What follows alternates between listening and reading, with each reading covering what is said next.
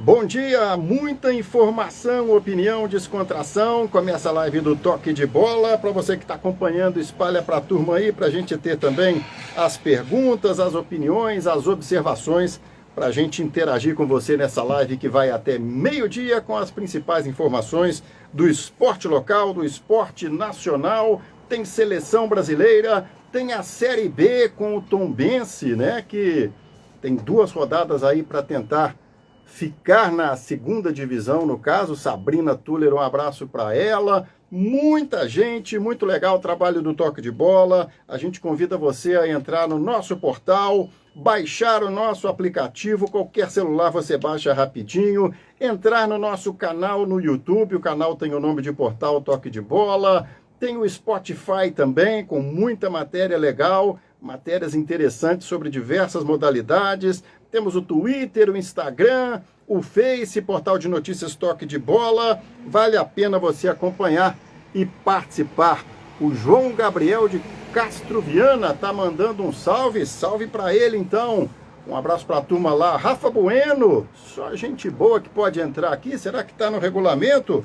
Um abraço para a turma lá do Centro de Futebol Zico. Ontem a gente esteve lá para conversar com o professor Léo, com a turma do Fluminense. E a gente chama atenção para uma reportagem que foi divulgada com uma revelação exclusiva do Toque de Bola. Daqui a pouco a Lara Valentim vem com os destaques nacionais. O Marcelo do Fluminense, Marcelo, campeoníssimo de Champions, agora também com a Libertadores, foi dispensado do Fluminense. Essa é a história que está no nosso Instagram. Depois da live a gente vai subir também para o nosso Spotify. O Marcelo tinha 10 anos... É o que a gente comenta sempre aqui, não é fácil você entrar em peneira, e a gente tem histórias e mais histórias de gente que foi dispensada, deu a volta por cima. O Cafu, né, sempre citado, tomou bomba, um monte de teste. O Marcelo tinha 10 anos, jogava no futsal do Fluminense e foi dispensado. E aí, 5 anos depois, o Marcelo jogava no Helene, com um clube de futsal do Rio de Janeiro. O Fluminense foi buscar o Marcelo de novo, e a família do Marcelo não queria de jeito nenhum, estava magoada pela dispensa, mas aí o Kepler conta essa história, entra lá no Instagram. O Fluminense conseguiu trazer com muito custo o Marcelo de volta, não só para o futsal, mas para o futebol de campo. Um abraço para o Toledão. Se o Toledão puder entrar com a gente um pouquinho no ar aí, nosso vôlei, JF Vôlei, conseguiu a vaga, conseguiu o título da Superliga C. Se ele tiver ainda sem tanto cansaço da viagem, pode dar um alô aqui que a gente puxa ele para a conversa. Deixa eu saber da Lara Valentim quais os destaques. Lara, bom dia. Depois de uma quarta-feira em que a gente não achou nenhum futebolzinho na TV. Que quarta-feira é essa, Lara? Só tinha vôlei. Bom também. Bom dia. Só tinha vôlei, né? Eu fiquei por conta do vôlei. A gente fica aqui rodando canal. Só tinha Superliga pra assistir, fui lá e assisti o jogo de vôlei. Mas hoje tem jogo, né? Assim, pra quem gosta, a gente sempre fala isso. Eu prefiro a Série A, mas hoje tem seleção brasileira. Essa data FIFA, né? O primeiro jogo, 9 horas da noite, lá na Colômbia. A seleção já tá lá na Colômbia e a bola rola 9 horas. Então, pra quem não gosta, assim, pra quem não gosta de ficar sem futebol, tem seleção brasileira. Para os noveleiros, então, Lara, vai adiantar a programação toda, novela, Jornal Nacional, né, Lara? Tem muita gente noveleira aqui nessa live. Ixi, esqueci disso, né? Quando o jogo é 9 horas, eles têm que dar uma arrumada, porque esse jogo passa na Globo, né? Ixi, quem assiste novela já tem que ficar aí ligadinho, que vai ter que ter a rotina mais cedo aí pra gente ver alguns jogadores do Diniz em campo.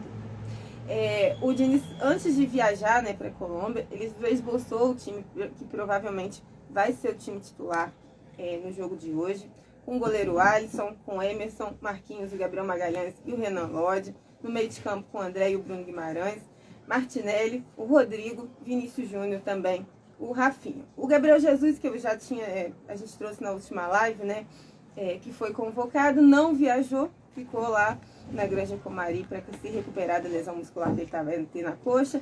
É provável ainda, não é certo, que o Gabriel Jesus tenha condição de jogo no dia 21 contra a Argentina no Maracanã. Então, por enquanto, o Gabriel Jesus é o único jogador que fica.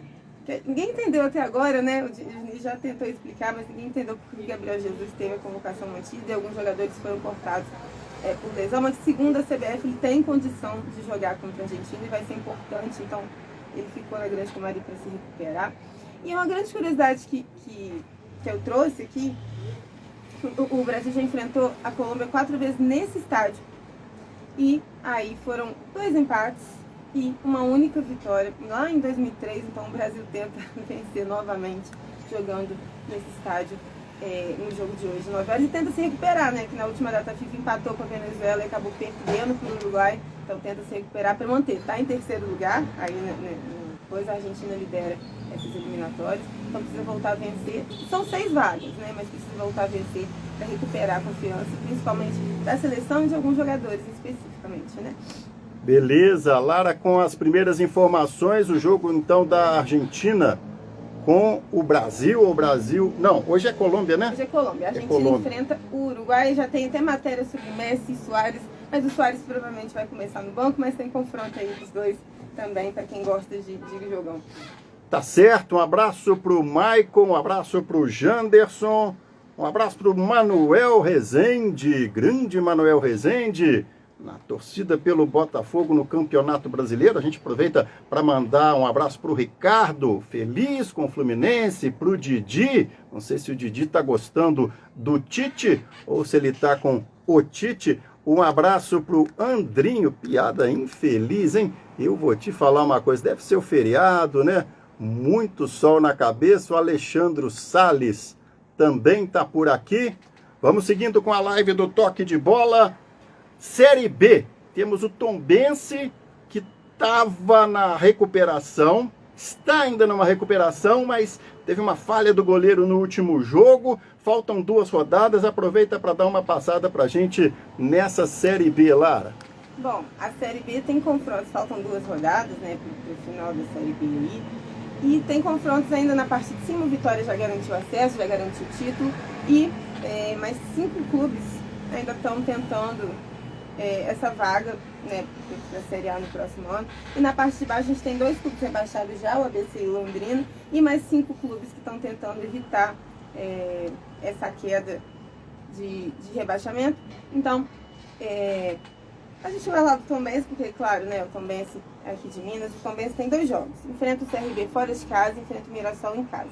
Teve, né, a chance, como você disse, de evitar qualquer tipo de rebaixamento, mas perdeu um confronto direto contra a Ponte Preta e agora precisa conseguir pontuar para evitar o rebaixamento. Não está na zona de rebaixamento, mas está próximo ali dos clubes que estão no momento no Z4. Então, para escapar, definitivamente de rebaixamento, também precisa vencer os seus 2 jogos, se garante, porque não está no Z4, então se vencer consegue escapar sem problema nenhum. Se vencer um jogo e empatar outro, precisa que alguns resultados aconteçam aí.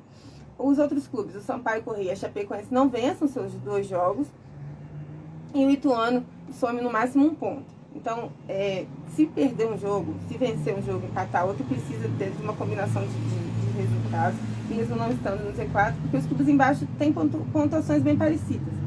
Então, precisa desses resultados. Se vencer um jogo, somente um jogo, aí vai precisar de outros resultados, vai precisar que Chapecoense, Sampaio e Corrêa não vencem seus jogos, que a Ponte Preta também não vença, que o Ituano também não vença, para conseguir escapar. Então a situação ainda é possível, né, para o Tombense, mas é uma situação não tão complicada, porque é mais complicado para quem está no Z4, mas é uma situação que ainda vale a pena ter muito cuidado com relação a isso. A gente tem o Tombense hoje, né, o primeiro time fora do Z4 com 37 pontos, e a gente tem a Chapecoense e o Sampaio Corrêa com 36 no Z4, então a diferença é muito pequena. A gente tem a Ponte Preta também, que está brigando contra o rebaixamento acima, né, do Tombense com 38, e o Ituano, que é o único time ainda considerado em risco, tem 40 pontos. Então essa disputa são mais 2 jogos, então um jogo fora contra o CRB, um jogo em casa, tem essa vantagem, né, faz o último jogo em casa.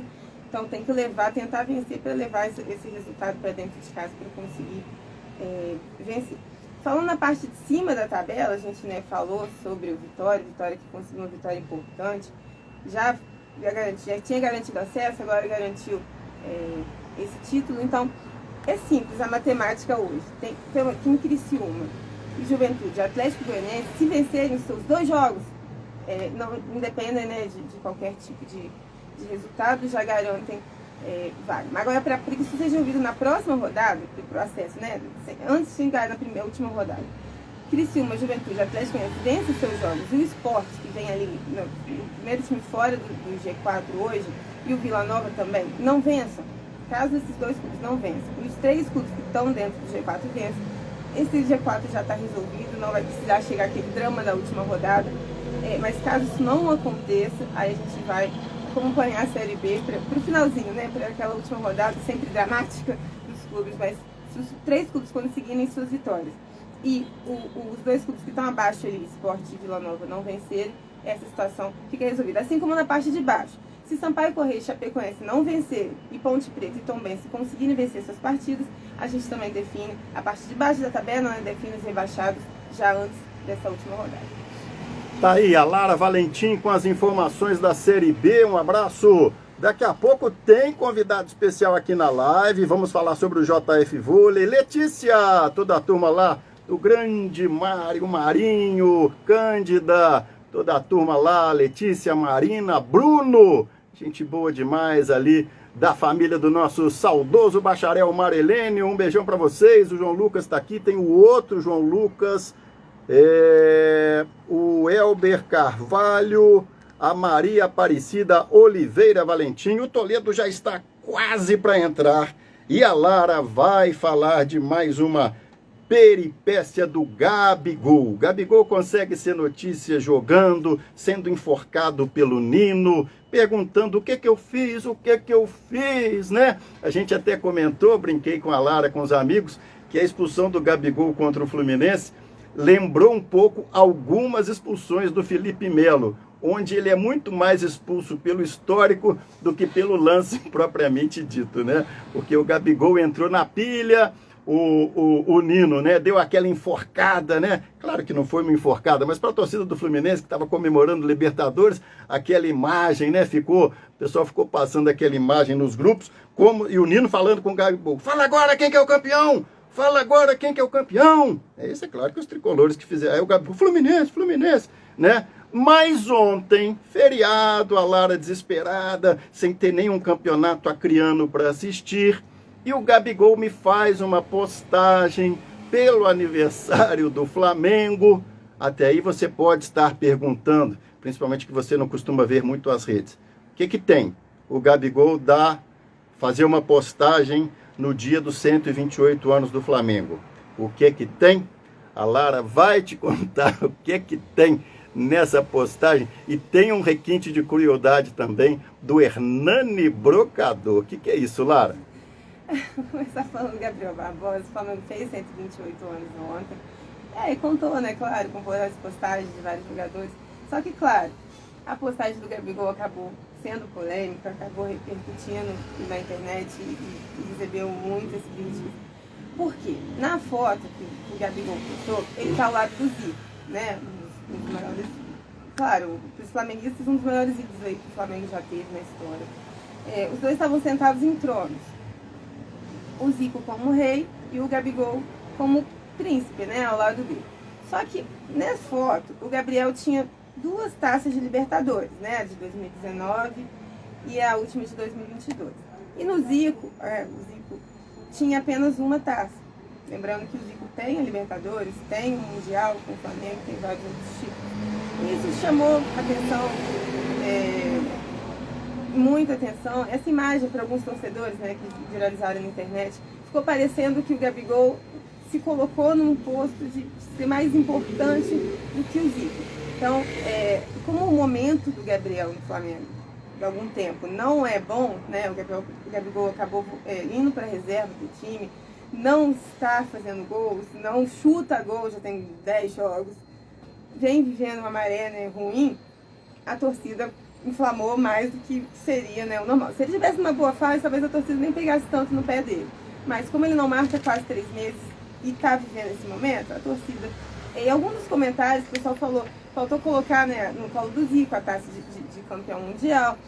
se o Gabigol estava achando que ele é maior que o Zico, para ele acordar, né? Então, o Gabigol não se manifestou com relação a isso, só que, claro, o Gabigol já é polêmico, acabou fazendo essa postagem, não se pronunciou, mas a torcida pegou no pé dele exatamente pelo momento que vive o clube, exatamente pelo tipo de postagem. Era uma comemoração, né, de aniversário e acabou virando um caos aí dentro do Twitter. E o brocador, Lara? O Brocador, eu estava até comentando com o Ivan mais cedo, o Brocador fez também uma postagem, né, para quem não lembra, o Brocador foi campeão da Copa do Brasil com o Flamengo em 2013, foi artilheiro, foi campeão, venceu. E aí, naquele elenco, né, que a gente considerava, o Flamengo estava ainda se reerguendo, né, financeiramente, então montava alguns elencos financeiramente mais baixos. E o Hernando Brocador, nesse ano que voltou, né, teve a volta do Maracanã, ele acabou sendo artilheiro do novo Maracanã, isso foi muito falado, né? Ele fez uma postagem também no Instagram, parabenizando o clube, só que nessa postagem ele tá, né, na foto com uma taça de campeão da Copa do Brasil, com o Zico do lado, com a taça de campeão da Libertadores, e também o Gabigol. E o que chamou a atenção na postagem do Gabigol, e chamou a postagem do Hernando Brocador, é que o Zico tá com a cara muito, assim, para baixo, nas duas fotos. Mas assim, tá sentado também, o Zico tá sentado, o Gabigol tá em pé, os dois com a taça de Libertadores, e o Hernando Brocador na mesma imagem, com a taça lá de campeão da Copa do Brasil. Ele assim, muita gente falou também que, muita gente riu, né, e muita gente achou que é como se colocasse o Hernando Brocador no mesmo patamar. Mas muita gente brincou com ele, mas essa postagem acabou também gerando repercussão grande aí pra dentro do mundo. Que confusão, e não bastasse o Gabigol. Um abraço pro Léo Ângelo, pro Fábio Fonseca, pra Pamela Melissa. Aqui aquele nome que eu não sei quem é, mas é o Arte FXPJF. O Marcos Mantini, ferinha do nosso futebol e futsal. João Lucas, filho do nosso Gomes, do Tupi, tá dizendo que tá fazendo avaliação no Flusão, no meu Flusão. Não, o meu Flusão não, o Fluminense não é meu não. Ainda mais porque tá com dívida, né? Dívida eu também tenho. Se eu ficar com o Fluminense com dívida, eu tô enrolado. É como a Lara falou, né? Talvez o tchan dessa postagem do Gabigol é a cara que ele põe no Zico, né? Ele não, quem fez a arte, né? Quer dizer, e o Zico tá com aquela cara, tipo assim, tô triste porque só tem uma taça e o Gabigol tem duas, só que não botou a taça do Mundial pro Zico. E aí vem o disse-me-disse da imprensa, né? O Zinho, que é comentarista, que era da Fox, tá na ESPN, falou que não achou nada demais na postagem. Aí vem o Renato Maurício Prado, que é flamenguista sumido, e falou: Zinho, todo mundo viu que você é fluminense, na final da Libertadores, você perdeu a chance de ficar calado. Então a imprensa também gosta, de vez em quando, desse tititi. O Felipe Múcio tá aqui, a Vanessa Medeiros. E agora nós vamos falar do J. Paulo. Estou chamando para conversa aqui no nosso Instagram o nosso Eglisson Toledo, dirigente do JF Vôlei, para a gente falar um pouquinho mais do que foi essa conquista, uma que veio na delegação, veio de ônibus depois do jogo, temperatura alta lá, como em todo o Brasil, né? Mas lá também muito calor pelos relatos, e o JF Vôlei disputou essa Superliga C começou sábado, né, na verdade, mas o JF Vôlei apareceu, o primeiro jogo era domingo, venceu, na segunda-feira o adversário não compareceu, que é o Itapajipe, que acabou não comparecendo em nenhuma partida, perdeu tudo por WO, né, para efeito de pontuação, vai o resultado de 3-0, e JF Vôlei ganhou também do Praia Grande, lá de São Paulo, Esporte Clube Praia Grande, e ontem foi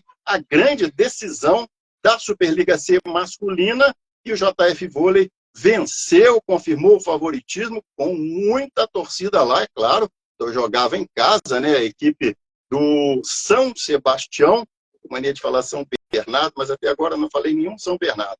3-0, uma vitória categórica que confirma a fase do JF Vôlei, confirma a preparação. Consegui ainda puxar o Toledo para a conversa. Toledo, envia, por favor, uma outra solicitação aí para a gente voltar com você dentro da live do Toque de Bola. Enquanto isso, eu vou pedir para a Lara Toledo, está aqui? Eu que não estou vendo o Toledo aqui, mas o Toledo está no ar. Tudo bem, Toledo? E aí, Ivan, tudo bem? Está conseguindo me ouvir? Estou ouvindo, eu estou vendo a sua imagem em outro celular que está com a Lara lá. Mas o importante é que está saindo para o público. Parabéns pelo título, Toledo. Conta um pouquinho para a gente aí. Delegação chegou agora há pouco, né? 9h30, 10 horas aqui a Juiz de Fora. Exato. Chegamos agora há pouco. Alguns dos jogadores já ficaram, né? Os jogadores que são de São Paulo já ficaram lá pelo estado, mas estamos aí com alguns jogadores que vão descansar agora depois de uma grande jornada, porque desde a nossa saída daqui, a gente tem muita história aí que cabe uma nova live aí para contar. Agora, quando passou, né, teve aquela tradicional quebra de ônibus na ida e não foi qualquer quebra, né, Toledo? Foi aquela quebra para falar assim, quando a gente for campeão, nós vamos dizer que aqui foi um primeiro grande obstáculo da delegação. Né? É verdade. Não, antes da quebra, a empresa contratada demorou 2 horas para chegar. Então, a gente teve aí alguns percalços para chegar em São Sebastião, mas assim, os atletas são os grandes merecedores de tudo que aconteceu, porque eles mostraram muita resiliência e fecharam, o grupo estava todo fechado e concentrado para a conquista. Sabia que era o nosso grande objetivo da temporada e eles cumpriram com tudo que foi pedido, cumpriram com toda a determinação e garra que eles apresentaram em quadra. Beleza. Para quem está entrando na live agora, nós estamos com o Edson Toledo, que é dirigente do JF Vôlei, delegação que voltou de São Sebastião, como ele já disse, né? Alguns atletas. É folga para todo mundo, os atletas que aproveitaram que já estavam em São Paulo, né? Tem os familiares próximos, já ficaram por lá, alguns voltaram, e tinha esse detalhe, né, Toledo, que a gente vinha comentando com vocês, com a comissão técnica, que é um campeonato muito diferente, em que não se conhece muito de cada adversário e tem o favoritismo, né? Quer dizer, JF Vôlei levou um favoritismo pela preparação, por ter disputado o Campeonato Mineiro, fez amistosos importantes, principalmente contra uma equipe mais jovem do Sada Cruzeiro, mas é aquela história, o favoritismo também não pode se transformar em peso, né, Toledo? Como é que foi lidar com esse favoritismo? Para quem não viu, né, ontem o ginásio estava bem cheio e Juiz de Fora é aquela história, favoritismo, mas tem que jogar e confirmar, né, Toledo? Conta um pouquinho esse peso, entre aspas, que o time levou para São Sebastião. Assim, a gente chegou com favoritismo, de fato, pela campanha do Campeonato Mineiro, ter disputado com equipes de Série A, e depois a gente fez um amistoso com o Cruzeiro, que também foi campeão da sede deles, né? E que isso nos deixou, assim, com esse ar de favoritismo. Mas a Superliga C é uma competição muito traiçoeira, né? Mesmo a gente tendo feito um excelente jogo contra Araraquara, um excelente jogo contra Praia Grande, que era um dos favoritos ali para a briga do acesso, por ter jogadores experientes como o cubano Denis, como o Rodrigão, campeão olímpico. Então era uma competição muito traiçoeira. Se a gente perdesse um pouquinho o foco ali, a gente poderia ter deixado escapar. Mas o nosso lema lá, o tempo todo, a gente estava erro zero, né? Tanto da parte da diretoria, a gente fez todo o esforço para que a gente não cometesse nenhum erro que pudesse atrapalhar a campanha. Beleza. Então, só retomando, né, a gente tem comentado aqui nas lives, também com as nossas reportagens e postagens no portal ou nas redes, né, do Toque de Bola. Essa equipe foi retomada, vamos dizer assim, há pouco tempo. Nós estamos em novembro, há 2 meses, né, para disputar o Campeonato Mineiro, e a gente destacou sempre que era um Campeonato Mineiro totalmente diferente de outros, né? Às vezes até um pouco esvaziado em outros tempos, mas agora não, um campeonato com 6 clubes, sendo 5 da Superliga A. O único que não é hoje de Superliga A é o nosso, né, JF Vôlei, que durante 7 anos aí ficou na divisão de elite. Então, houve esse foco na Superliga C, que era o título e, ao mesmo tempo, uma vaga, né? Houve outras sedes da Superliga C, e na maioria delas, isso que o Toledo está falando aí, a gente está falando de favoritismo, na maioria das disputas, o time da casa foi o que avançou. Então, isso acaba valorizando mais um pouco a conquista do JF Vôlei. Tem jogadores que vieram da Superliga B que estão, como é o caso, a gente cita os dois maiores exemplos, o Maurício Viller e o Fernando Pilan. O Viller jogou muito ontem. E o foco na Superliga C, conquista da vaga para B. Fala um pouquinho aí, a gente vai ter tempo depois de comentar um pouco mais sobre isso, dos próximos passos, né? A Superliga B está programada para janeiro do ano que vem, não é isso, Toledo? Exatamente. A gente, no ônibus, a gente já virou a página e já começamos a pensar agora já na trajetória da Superliga B. A Superliga B, a previsão é que comece em janeiro, então nós estamos prevendo que a gente inicie nossos treinamentos já agora em dezembro.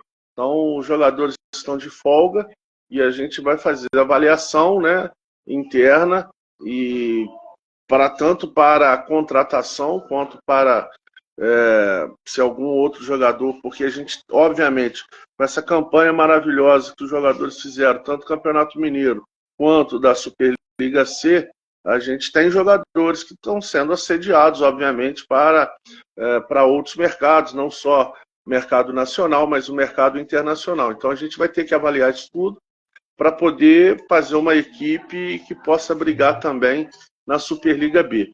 Mas a gente já virou a página, já estamos com foco em captação de recurso para poder montar uma equipe forte. Tá certo, Toledo. A gente quer agradecer a sua participação. A gente está brincando, mas sabe que é realmente uma viagem cansativa, né? O ônibus não quebrou na volta, não, né? Não, graças a Deus. Não, aí com o tempo lá, o ônibus foi para a concessionária, arrumaram, enfim. E aí a gente voltou tranquilo, a viagem foi tranquila, mas é uma viagem muito longa, né? Eu, particularmente, eu não dormi na viagem. Então, não só a adrenalina da vitória, né? Mas a própria viagem não me permitiu dormir, mas estamos bem, estamos em casa, agora é descansar e já virar a página. Vamos pensar agora em Superliga B. Tá certo, Toledo. A gente quer agradecer e acho que é inevitável a gente encerrar a sua participação. A gente vai seguir mais um pouquinho com a live aqui com a Lara.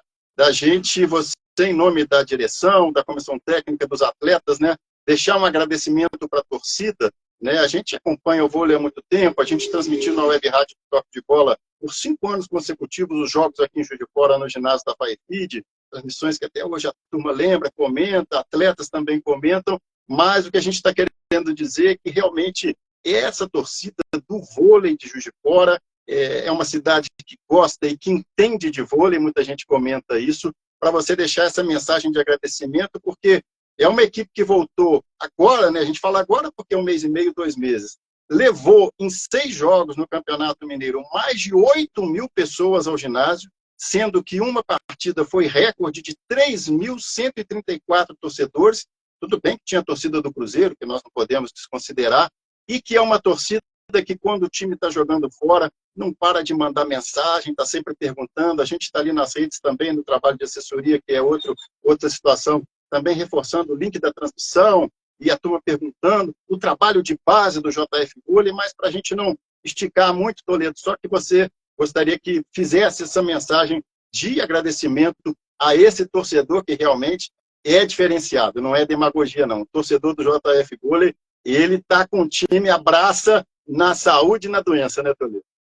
É verdade, é verdade. A gente tem esse privilégio de ter essa torcida maravilhosa. Então, esse título da Superliga C foi para os torcedores do JF Vôlei e a gente agradece muito. A gente teve, inclusive, torcedores lá no ginásio, que estava muito cheio, era um ginásio pequeno, fora do padrão, mas estava muito cheio e a gente teve torcedor do JF Vôlei lá. Então, isso nos deixa muito felizes. Os jogadores ficaram muito felizes com as mensagens que receberam no Instagram, na página do JF Vôlei. Os jogadores ficaram impressionados a quantidade de recados pela vitória no WO. Isso deu assim uma gana, uma força ainda maior para os jogadores de poder responder todo esse carinho que o torcedor do JF Vôlei realmente demonstra, e a gente está muito feliz e a gente agradece muito por esse apoio, mas também quero registrar o apoio e agradecer à agência Misto Quente e também a você, Ivan, a Mônica, e a todos que contribuem para que o JF Vôlei chegue às notícias, às pessoas e ao nosso torcedor, que a gente possa estar fazendo uma campanha sempre positiva, o vôlei de Juiz de Fora sempre cresça e se desenvolva. Beleza, Toledo. Muito obrigado. Seguimos.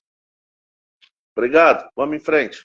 Valeu. Abração para o Edson Toledo, que com toda a atenção, todo o cansaço da viagem, atendeu aí para participar da live do Toque de Bola. A gente segue mais um pouquinho com a Lara para trazer mais informações. Deixa eu mandar abraço aqui para a turma. O André Melo, grande André, está sumido. Bruno Guedes, o tricolor Bernardo Assis, da comissão técnica do JF Vôlei, assistente técnico, que deve ter encarnado um bocado, porque tem 2 argentinos no JF Vôlei, e o Lapera, né, que veio para essa temporada, é torcedor do Boca. Então, nos bastidores lá dos treinos, o bicho pegava entre o Bernardo e o Lapera, principalmente, é claro, antes da final da Libertadores. Ezequiel está na área, a turma do Mangueira. O Vinícius, eu não vi a sua pergunta, desculpa, perguntando para ele se para a Superliga B virão mais reforços.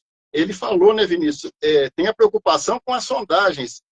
Os atletas têm recebido sondagens, então tem essa preocupação inicial de manter o grupo, mas naturalmente que pode ser pensado. Aí vem a questão financeira também. Enfim, desculpa não ter lido a sua pergunta no momento, tá? Eu não vi. O Davi, a Adriana, o moleque THzinho, o Iana Matos, moleque THzinho, não sei o nome dele todo. Deixa eu ver se faltou alguém. Deixa eu voltar para a Lara. Quem mais? Gustavo Pasqualini, preparador físico, um abraço para ele também. Toda a turma da comissão técnica. O Toledo citou o trabalho da assessoria e nós realmente assumimos esse desafio da assessoria de imprensa e comunicação do JF Vôlei, junto com a retomada da equipe masculina, e a gente aproveita aqui publicamente para agradecer a cada um dos veículos da imprensa de Juiz de Fora, porque realmente concederam um espaço extraordinário e sem dúvida que o papel de cada profissional, claro que cada um defendendo o seu veículo, esse papel de cada profissional foi fundamental para que a gente tivesse. A torcida é ótima, a torcida vai mesmo aos jogos,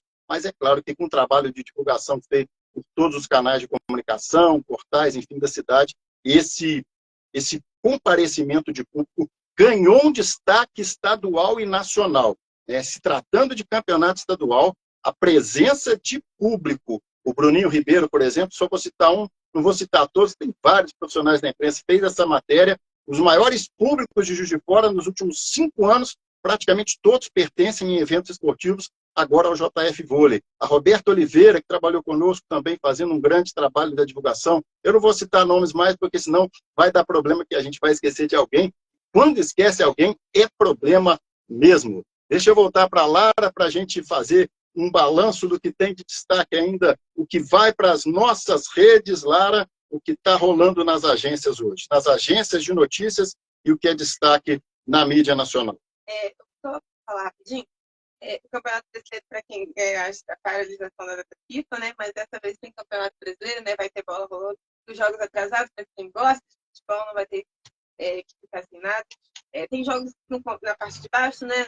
Da tabela, direto do Cruzeiro, faz 2 jogos aí que estão atrasados para tentar se recuperar, para tentar sair do P4. Joga no sábado, agora, 6h30, contra o Fortaleza, e joga no dia 22 da semana que vem contra o Vasco, aí um confronto direto na parte de baixo da tabela, 2 jogos atrasados. Na parte de cima, o Botafogo também tem o Fortaleza como adversário no dia 23, na quinta-feira, para tentar também esse jogo atrasado estabilizar e voltar essa liderança do Campeonato Brasileiro. No mesmo dia, Flamengo e Bragantino, também na parte de cima da tabela, jogam 9h30 da noite no Maracanã. E além dessas partidas, uma das partidas que não vale, a única partida que não vale, né, nem para a parte de cima, nem para a parte de baixo, estão ali no meio da tabela. Fluminense e São Paulo jogam na quarta-feira de 22, 9h30 da noite, também no Maracanã. Agora, passando uma passagem rápida aí das postagens, tem atualização sobre o Cano. O Fluminense entrou no top 10 no ranking mundial de tudo.